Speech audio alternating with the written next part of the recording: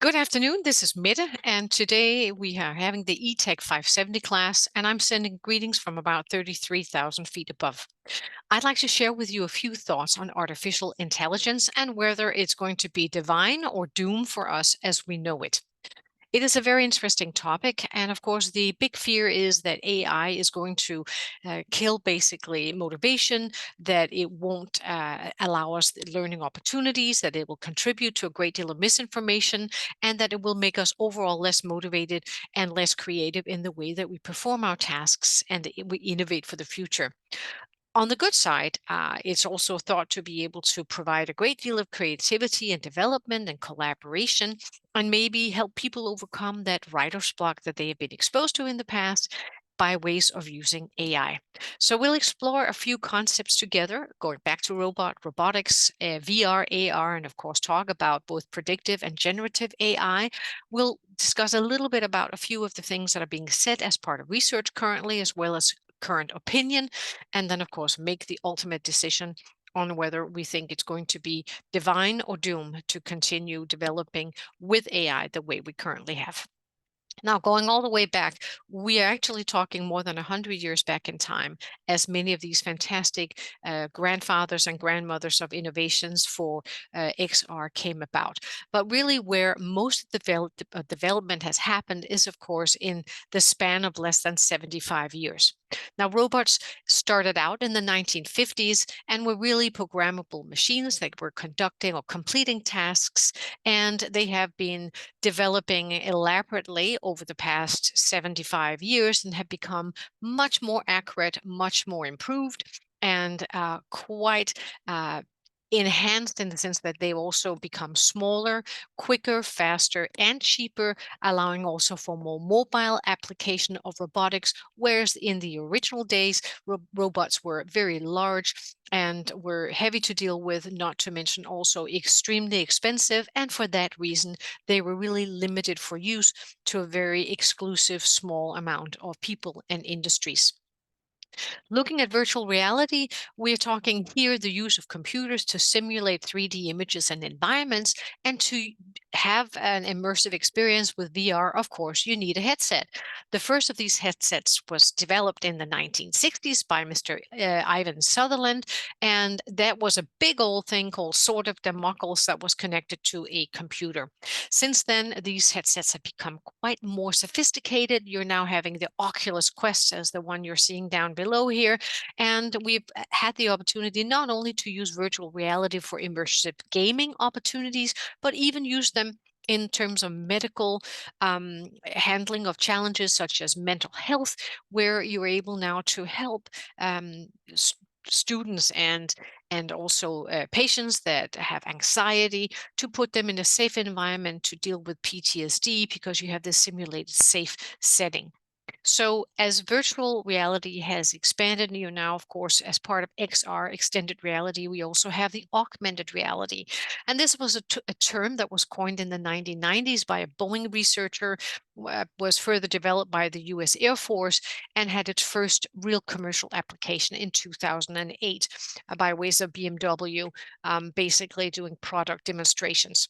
Now, these days, of course, most of us see things on Instagram and on other SoMe applications where you have these fun faces and paintings done on your pictures, not to mention AR applications such as when you make your pictures looking more enhanced, you look thinner or wider, or makeup or no makeup, or maybe even in the setting, commercial settings, such as if you want to have a new kitchen, you can go to IKEA Place, use the app to see what a new kitchen might look like, or a realtor might use an AR app to show his potential clients what is currently an open space or a bare house with no furniture, what it would look like as soon as you put furniture in there or move around things.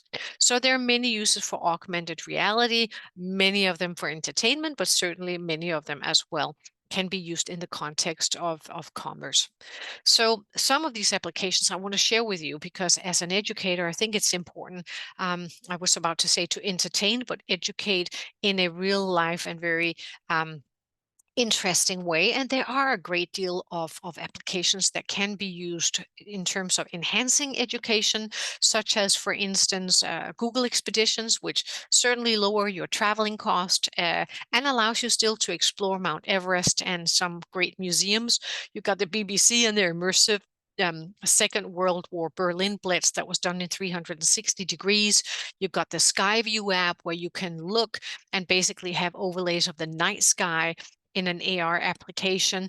And these are all applications that basically allow you to bring science and information to life. You can create a tornado. You can bring the funnel in the classroom and look at it from multiple angles. You can learn how to speak a language and have conversations with real people in monthly, which allows you really to have that more of an immersive experience while you're learning materials which would otherwise feel somewhat one-dimensional in nature. Um, there are very important applications such as simulators. You have pilots that go through flight simulation. You have doctors that go through surgery simulations. And I think we can all agree having these types of simulation is absolutely critical when you're talking about life and death. I'd like to think that the pilot has flown many hours, supplemented by a good amount of hours in the simulator in a variety of weather conditions, and the same for doctors. So as we progress into the concept of artificial intelligence, we have a few concepts, one being predictive AI that is able to, by ways of algorithms that looks into the future, basis potential outcomes based on historical data patterns. And then, of course, we have a concept which we're all seeing so much more of these days, which is the generative AI, where you're able to create new content, text, images, or music in very, very lifelike looking settings, if you will. And this whole AI concept came about or was coined back in the 1950s, but really the big data and deep learning has happened in the past 15 years, and I think was very much emphasized or further supported and purported by virtual assistants such as Apple Siri that came out in 2011, Amazon's Alexa that came out in 2014, and basically these whole widespread adaptations of virtual assistants that can truly help people cut down on a lot of mundane work and help them retrieve information. Same for teachers that are able to use voice applications in the school so they don't have to migrate constantly between their students and their computer to get things done, but that they can really concentrate on helping the students. So all this is extremely helpful in terms of using AI in a positive way. I did want to, of course, throw up a few pictures when it comes to generative AI because it is amazing to me how lifelike it appears. And some people have had a great deal of ethical challenges with this because they feel that we are creating images based on other people's images that should have original rights to these kind of arts, whereas this gets generated freely. And there are big discussions as to if you issue books or generate materials and use these images, and they're really based on another artist's original work, is it yours or theirs? And I'm sure that we haven't seen the last of that. I'm sure when it has to do with great sums of money, that this is something that's going to be playing out in court. But there is much that can be done in the creative fields. And I do believe that AI has helped many overcome writer's block, if you will, and have enabled a whole new level of creativity and allowed people to work more efficiently by ways of these new types of media. Now, when we look at the research, there are so many research reports and white papers on the use of AI and very much on the use of ChatGPT since it came out just in November of 2022.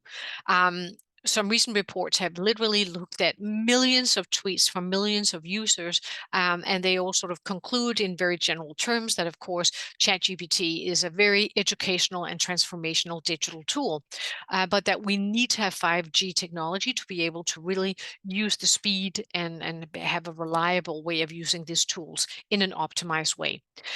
Some white papers incorporated surveys of people here in the US, amongst others, and they did all feel very excited about AI and felt it could help people do things more efficiently, help them do things better. They were concerned about loss, they were concerned about hacking, they were concerned about privacy, and very much also concerned about the lack potentially of human connection. And I think we all know this to be true because we are all so immersed in the screen right in front of us, in a smart screen. They're small, they're fabulous, they're blingy, and they're in high definition. Who can compete with that? So there is definitely a growing opportunity for ChatGPT, in addition to what we've already seen, to its creative outlet to be applied in many, many domains. The one we are talking about today, of course, most importantly for us is education, but also in the sciences and in many other aspects. These are areas that ChatGPT can really be used. A fun survey explored ChatGPT as a response tool for doctors, and it was interesting to find that the patients actually found the ChatGPT responses to be much more courteous than what the doctor provided. Something to be said about bed manners. And apparently, ChatGPT has just that. So, if we look at current opinion going from some of the research results, I found a very interesting TED Talk conducted by Sam Khan, who's the founder of Khan Academy. And I think he, as I am a big fan of AI and certainly of ChatGPT, they have played with the ChatGPT model and taken it a step up and have basically built a response personal assistant, if you will, that can both be put in student mode and in teacher mode. And he explored the thoughts of ChatGPT as that super personal one-to-one tutor and from a teacher's perspective, as that personal teaching assistant, which helps you choose how to teach a specific lesson, that helps you provide progress reports, grading, and feedback. And from a student's perspective, which really thinks it absorbs your information and it gives you feedback on how it could be that you maybe have divined misconceptions with what you provided. It might give you feedback if you say, listen, does the information I have provided, does that support my claim? And it might come back and say, no, it really doesn't. Have you thought about this? So whereas ChatGPT is not supposed to and really is not intended in the certainly in the Khan Academy world to give you responses when you have it in student mode, it will bring forth a lot of Socratic questions for you to ponder and develop the process and help you fine-tune your arguments for debate as a good writing coach would. So it can really take you in a patient and cordial way to the next level. And I think that is an amazing thing to have that level of personal one-to-one tutors in a world where we might go for education in a more diverse setting and in a more remote setting as more and more things are migrating online for a variety, not only of cost reasons, but of many other reasons.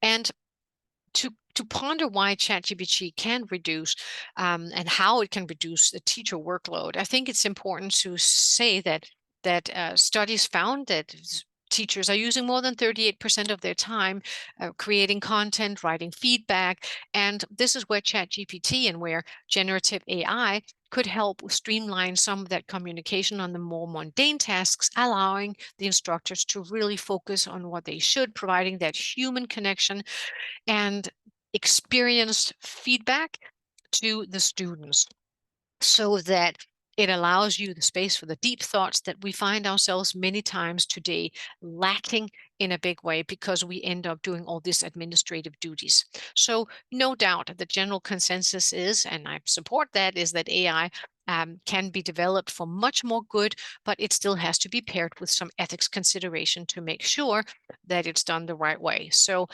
whether it's divine or doom, if you ask me, it's divine.